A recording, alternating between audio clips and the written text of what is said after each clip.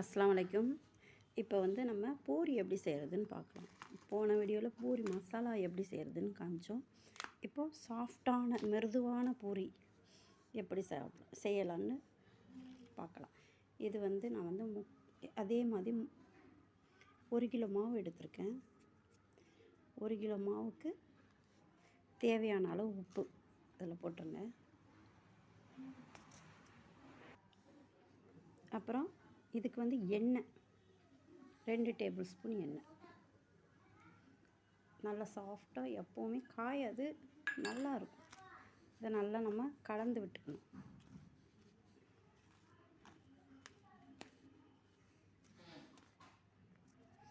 நல்லா கலந்து விட்டுக்கிட்டாச்சு. இப்போ வெது வெதுப்பான, அதாவது ரொம்ப சூடாக இருக்கக்கூடாது, வெது வெதுப்பான சுடு தண்ணீர், அது வந்து நம்ம தேவையான அளவு தண்ணி ஊற்றி பனைய போகிறோம். அதாவது இது வந்து எப்படின்னா, ரொம்ப சூடாக ஊற்றிட்டிங்கன்னா மாவு வெந்துடும். சில்லுன்னு தண்ணி ஊற்றினோன்னா உங்களுக்கு அந்தளவுக்கு சில பேருக்கு மெதுவாக இருக்காது, பூரி ரொம்ப ஹார்டாக இருக்குதுன்பாங்க.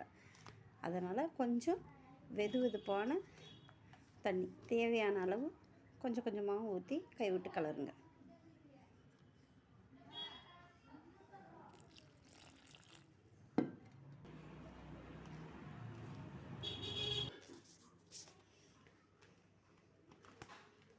நல்லா பிணைங்க. தண்ணி அதிகமாகிடக்கூடாது, ஏன்னா தண்ணி அதிகமான எண்ணெய் இழுத்துக்கும்.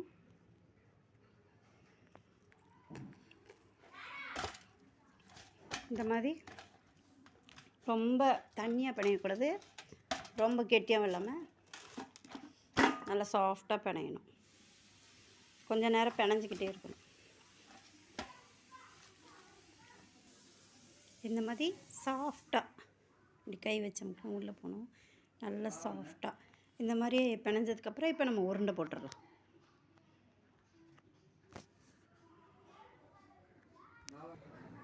அவ்வளோதான், இப்போ உருண்டை பிடிச்சாச்சு. அடுத்து பூரியை தேய்ச்சி சுடலாம். எவ்வளோ சாஃப்டாக இருக்குன்னு பாருங்கள். இப்போது அடுப்பை பற்றி வானிலை வைக்கணும்.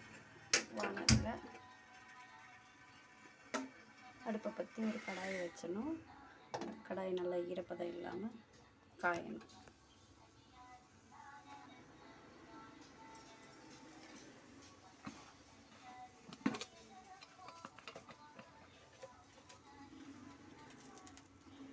நல்லா காஞ்சிருச்சு கடாய். இப்போ எண்ணெய் ஊற்றணும்.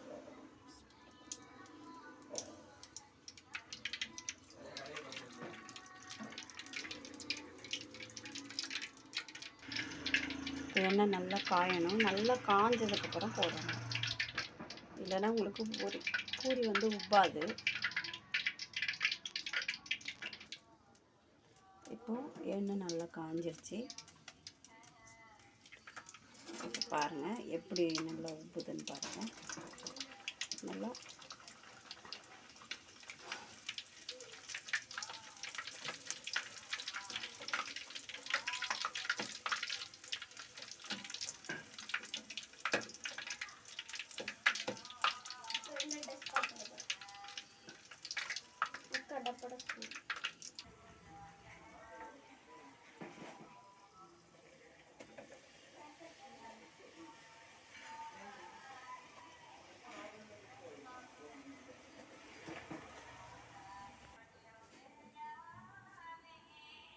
இந்த மாதிரி ஒரு பொரியாக சுட்டு எடுக்கணும்.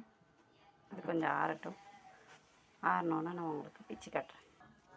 பாருங்கள், பூரி நல்லா புசு புசுன்னு இருக்கும். நார்மலாக கோதுமை மாவில் வந்து நீங்கள் வந்து பூரி போட்டிங்கன்னா சாஃப்டாக கொஞ்ச நேரத்துலேயே சாஃப்டாயிரும். இது வந்து வெது வெதுப்பான சுடு தண்ணீரும் எண்ணெயும் ஊற்றி பொரிக்கனால உங்களுக்கு அந்த புஷ் வந்து அமுங்காது.